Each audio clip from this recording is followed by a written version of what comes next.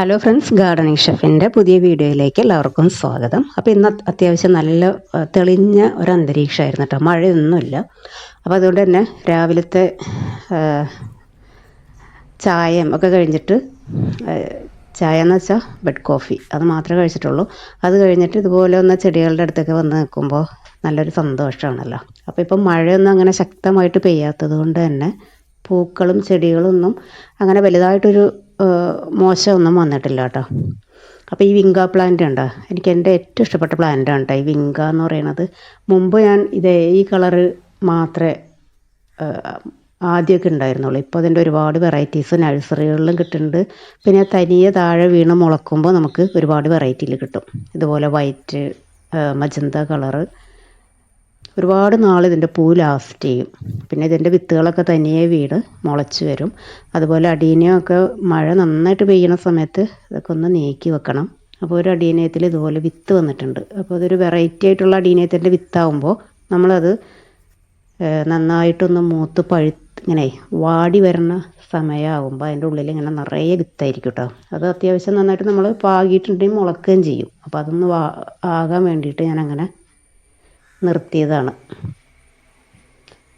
ഇത് മുക്കുറ്റിപ്പൂവ് ഉണ്ടല്ലോ, ഇതിൻ്റെയും ഒരുപാട് വെറൈറ്റീസ്, വൈറ്റും.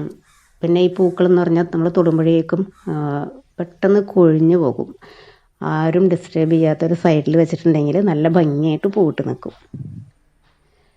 പിന്നെ ചൈനീസ് ബോൾസം, ഇത് ഒരുപാട് മഴ വന്നിട്ടുണ്ടെങ്കിൽ എല്ലാം പോകും. അതിനു മുമ്പ് നമ്മളിതിൻ്റെ പുതിയ പുതിയ ഗ്രോത്തൊക്കെ പിടിപ്പിച്ച് വച്ചിട്ടുണ്ടെങ്കിൽ നെക്സ്റ്റ് ഇയറിലേക്ക് നമുക്ക് കിട്ടും.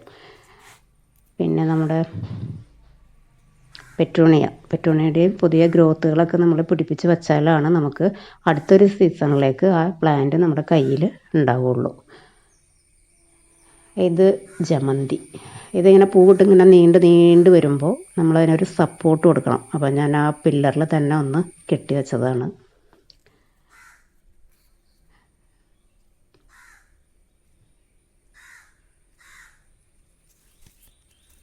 ഇപ്പോൾ ചെറിയ മഴയൊക്കെ പെയ്യുന്നതുകൊണ്ട് നമ്മൾ ഡെയിലി നനക്കേണ്ട ആവശ്യമില്ല. എങ്കിലും ചെറിയ ചില ചെടികളൊക്കെ പെട്ടെന്ന് വാടിപ്പോവും. അപ്പോൾ അങ്ങനെയുള്ള ചെടികൾക്ക് അത്യാവശ്യം നമുക്ക് വെള്ളമൊക്കെ ഒഴിച്ച് രാവിലെ ഇതിനൊക്കെ വെള്ളം വേണ്ടെന്നൊക്കെ വെച്ചാൽ ഒഴിച്ച് കൊടുത്തിട്ട് വേണം അടുത്ത ജോലിയിലേക്ക് കയറാനായിട്ട്.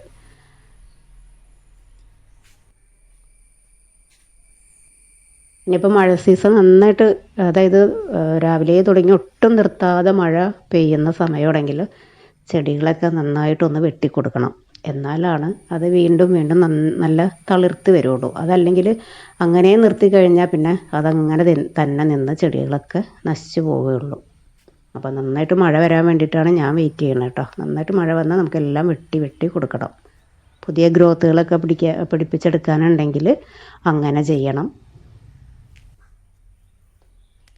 അതുപോലെ ജാതിക്കായ അധികം മഴയുള്ള സമയത്താണെങ്കിൽ ഇങ്ങനെ ഇട്ടിട്ടുണ്ടെങ്കിൽ മഴ വരുമ്പോൾ എല്ലാം കൂടി വാരിയൊക്കെ എടുക്കാൻ ബുദ്ധിമുട്ടായിരിക്കും. അപ്പോൾ ഇത്തിരി വെയിൽ കണ്ടതുകൊണ്ട് ഇങ്ങനെ ടൈലിട്ടിട്ടുണ്ടെങ്കിൽ തന്നെ നന്നായിട്ട് വരും. അതുപോലെ വെജിറ്റബിൾസും ഒക്കെ മഴ വന്നാൽ പോകും, അല്ലെങ്കിൽ ഇങ്ങനെ നിന്നോളും, കുഴപ്പമില്ല. അതെല്ലാം കഴിഞ്ഞ് കിച്ചണിൽ കയറിയിട്ട് ഞാനന്ന് ഇഡ്ഡലി, ചമ്മന്തി പിന്നെ ഒക്കെയാണ് ചെയ്തത്.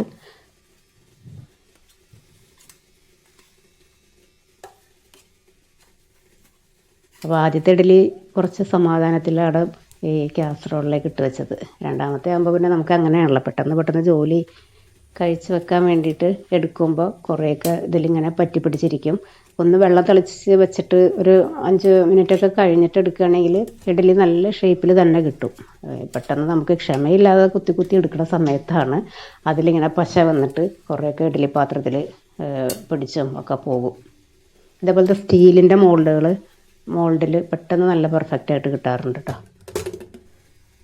ഈ അലുമിനിയത്തിൽ പാത്രങ്ങളിൽ ചെയ്യുന്നതിലും ഈസി ആയിട്ട് കിട്ടും. അതുപോലെ ഗ്രീൻ ചമ്മന്തി, കറിവേപ്പിലയും പച്ചമുളകും ചേർത്തിട്ടുള്ള ചമ്മന്തി റെഡിയായിട്ട് ബ്രേക്ക്ഫാസ്റ്റൊക്കെ അതിൻ്റെ ഇടയിൽ കൂടെ അങ്ങനെ കഴിഞ്ഞു.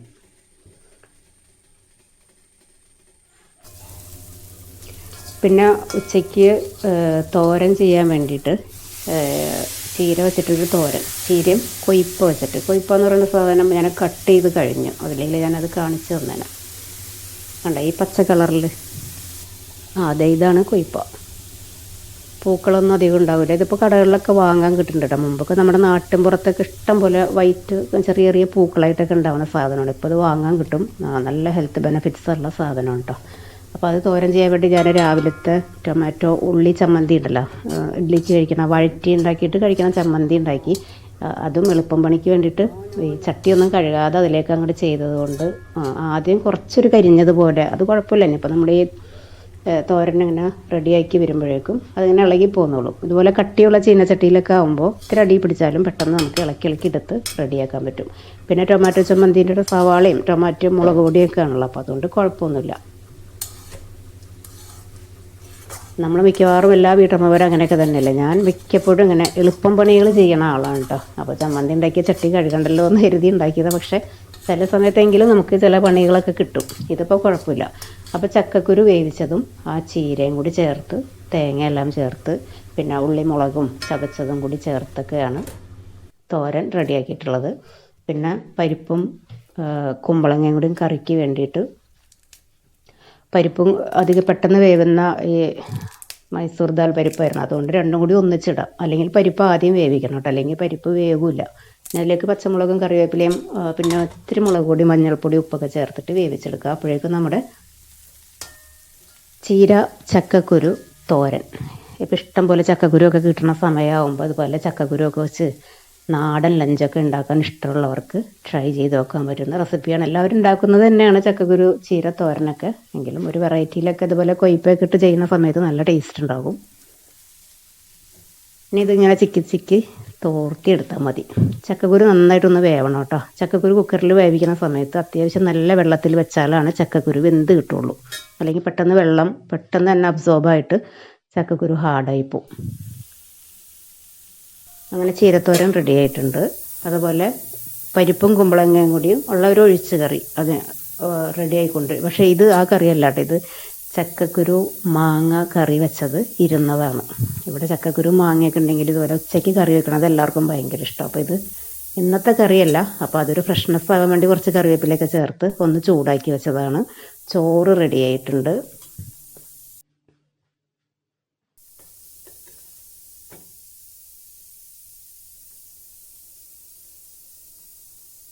ചക്കക്കുരു പച്ചമാങ്ങയുടെ ഒക്കെ സീസണായി കഴിഞ്ഞാൽ ആ സീസണിൽ മാത്രമല്ലേ നമുക്കിങ്ങനെയുള്ള കറികളൊക്കെ കഴിക്കാൻ പറ്റുള്ളൂ. അപ്പോൾ അതുകൊണ്ട് ഞാൻ മിക്കവാറും ദിവസങ്ങളിൽ ഒരു കറി എന്തായാലും ഇതുപോലെ ചെയ്യും. കുറച്ചൊക്കെ ചെയ്യുള്ളൂ കേട്ടോ. നമ്മൾ 2 നേരം കഴിക്കുന്ന സമയത്ത് കുട്ടികൾ ചിലപ്പോൾ ഒരു നേരമൊക്കെ കഴിക്കുകയുള്ളൂ. എങ്കിലും കുഴപ്പമില്ല, കുട്ടികൾക്ക് ഒരു നേരമൊക്കെ ഇഷ്ടമാണല്ലോ, അപ്പോൾ കഴിച്ചോളും. പിന്നെ പരിപ്പും കുമ്പളങ്ങയും കൂടി വെന്ത് കഴിഞ്ഞപ്പോൾ ഞാനൊരു വേറെ പാത്രത്തിലേക്ക് മാറ്റിയിട്ട് അരപ്പൊക്കെ ചേർത്ത് തേങ്ങയും ചെറിയ ജീരകവും കറിവേപ്പില എല്ലാം ചേർത്തിട്ട് അരച്ച് ഇതുപോലെ ഒഴിച്ച് കറി ആക്കിയിട്ടുണ്ട്.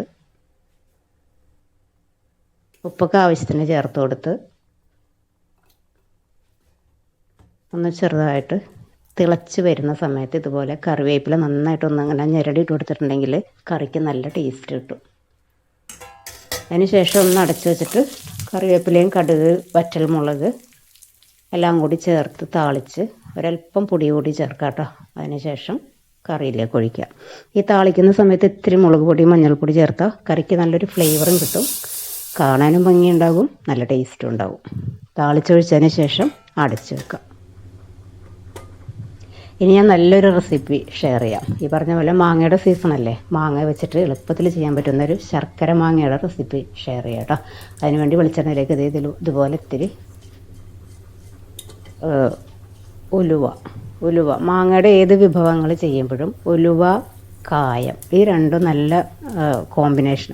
മാങ്ങയും ഉലുവയും കായവും നല്ല കോമ്പിനേഷൻ. അപ്പോൾ അതൊന്ന് പൊട്ടി കടുകൊക്കെ ഒന്ന് പൊട്ടി വരുമ്പോൾ അതിലേക്ക് കറിവേപ്പിലയും വറ്റൽമുളകൊക്കെ ചേർത്തിട്ട് അതുകൂടി ഒന്ന് നന്നായിട്ട് ചൂടാക്കിയെടുക്കാം. എന്നിട്ട് ഒരു പച്ചമുളക്, നല്ല എരിവുള്ളത് കൊണ്ട് ഒരു മുളകേ ചേർക്കണുള്ളൂ.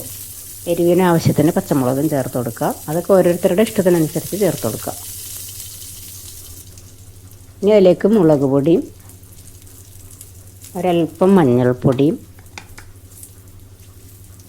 ചേർത്തിട്ട് നന്നായിട്ടൊന്ന് റോസ്റ്റ് ചെയ്യാം. ഒരല്പം വെള്ളം ചേർക്കാം കേട്ടോ, അല്ലെങ്കിൽ പെട്ടെന്ന് പൊടികൾ കരിഞ്ഞു പോകും. ഇനി അത് തിളച്ച് വരട്ടെ. അപ്പോൾ ഇതിൽ പല വെറൈറ്റി മാങ്ങയുണ്ട് കേട്ടോ. അതായത് ചെനച്ച് വരണ മാങ്ങയുണ്ട്, നല്ല പച്ചമാങ്ങയുണ്ട്, അധികം പഴുക്കാത്ത മാങ്ങയുണ്ട്. അങ്ങനെയൊക്കെയുള്ള മാങ്ങകളുടെ നമ്മൾ മാങ്ങണ്ടിയോട് ചേർന്ന് വരുന്ന ഭാഗങ്ങൾ പുളിയായിട്ട് ആരും കഴിക്കില്ലല്ലോ. അങ്ങനെയൊക്കെ നമ്മൾ മാറ്റി വെക്കണ മാങ്ങകളൊക്കെ ചേർത്തിട്ട് ഇതുപോലെ മിക്സ് ചെയ്യാം. ചെറിയൊരു ചെനപ്പോട് കൂടിയിട്ടുള്ള മാങ്ങ ആണെങ്കിലും നല്ല ടേസ്റ്റാണ്, കുഴപ്പമില്ല. അതിൻ്റെ കൂടെ നമുക്ക് പച്ചമാങ്ങയും ചേർക്കാം, കുഴപ്പമില്ല. അപ്പോൾ അതെല്ലാം ചേർത്തിട്ട് കല്ലുപ്പ് തന്നെയാണ് ചേർത്ത് കൊടുക്കുന്നത്. ഒരിത്തിരി കായത്തിൻ്റെ പൊടിയും ചേർത്ത് ഒരല്പം വെള്ളം കൂടി ചേർത്ത് നന്നായിട്ടൊന്ന് മിക്സ് ചെയ്തിട്ട് ഇനി ഇതിലേക്ക് ശർക്കര ചേർത്ത് കൊടുക്കുക. ഈ മാങ്ങ ഒരു 2-3 മിനിറ്റ് ഞാനൊന്ന് അടച്ച് വെച്ചിട്ടുണ്ടായിരുന്നു കേട്ടോ. അതിന് ശേഷം മാത്രം ശർക്കര ചേർക്കുക. ആദ്യമേ തന്നെ ശർക്കര ചേർക്കുമ്പോൾ ചില ഇനം മാങ്ങകളൊക്കെ ഇങ്ങനെ പെട്ടെന്ന് കല്ലച്ച് പോകും. അപ്പോൾ 2-3 മിനിറ്റ് ഒന്ന് അടച്ച് വെച്ചിട്ട് വേവിച്ചതിന് ശേഷം ഇതുപോലെ ശർക്കര കുറച്ച് കൂടുതൽ ചേർത്തോ, നല്ല സൂപ്പർ ടേസ്റ്റാണ് കേട്ടോ. ഇവിടെ പലരും ചോദിക്കാറുണ്ട് ഇതൊക്കെ ഫ്രിഡ്ജിൽ വെക്കണ്ടേന്ന്. ഇവിടെ നേരത്തോട് നേരാകുമ്പോൾ ഈ സംഭവങ്ങളൊക്കെ തീർന്നു പോകും കേട്ടോ. ഇവിടെ ഫ്രിഡ്ജിൽ വെക്കാനൊന്നും ഉണ്ടാകാറില്ല. ഫ്രിഡ്ജിൽ വെക്കണമെങ്കിൽ തന്നെ 2 ദിവസം കഴിഞ്ഞിട്ട് വെച്ചാൽ മതി, അതുവരെ ഒന്നും ഒട്ടും കേടാകില്ല. ഇനി ഇത്തിരി വെള്ളം കൂടി ചേർത്ത്, അപ്പോൾ ഇത്തിരി എരിവ് കുറവായതുകൊണ്ട് കുറച്ച് മുളക് പൊടിയും കൂടി ചേർത്ത് ഇനി ഇതെല്ലാം കൂടി ചേർത്ത് ഒന്ന് യോജിച്ച് വരണം.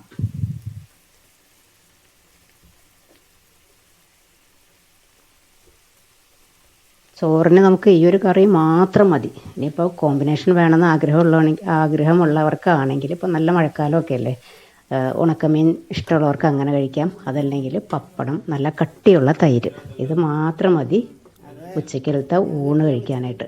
അപ്പോൾ വെള്ളമൊക്കെ നന്നായിട്ട് വറ്റി വന്നത് ഇതേപോലെ നല്ല കുറുകി വരണ ഒരു ടൈമിൽ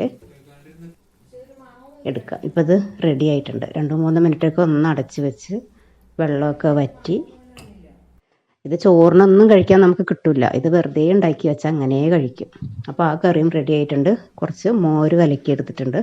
അപ്പോൾ ഇതാണ് ഇന്നത്തെ ലഞ്ച് കോംബോ എന്ന് പറയണത്. ഇത്രയൊന്നും കറികളൊന്നും ആവശ്യമില്ല കേട്ടോ. പിന്നെ വീഡിയോയ്ക്കൊക്കെ വേണ്ടി ചെയ്യേണ്ടത് കൊണ്ടാണ് ഇങ്ങനെ 1-2 വെറൈറ്റിയിലൊക്കെ നാടൻ കറികളൊക്കെ കൂട്ടി കഴിക്കാൻ ഇഷ്ടമുള്ളവർക്ക് വേണ്ടിയിട്ട് ഷെയർ ചെയ്തത്. അപ്പോൾ വീഡിയോ കണ്ടുകൊണ്ടിരിക്കുന്ന സമയത്ത് വീഡിയോ ഇഷ്ടപ്പെടുകയാണെങ്കിൽ മറക്കാതെ തന്നെ ഒന്ന് ലൈക്ക് ചെയ്തേക്കുക. അതുപോലെ കമൻറ്റ് ബോക്സിൽ നിങ്ങളുടെ കമൻറ്റ്സ് ഒന്ന് അറിയിക്കുകയും കൂടി ചെയ്യണം കേട്ടോ. അടുത്ത വീഡിയോയിൽ കാണുന്നത് വരെ താങ്ക് യു.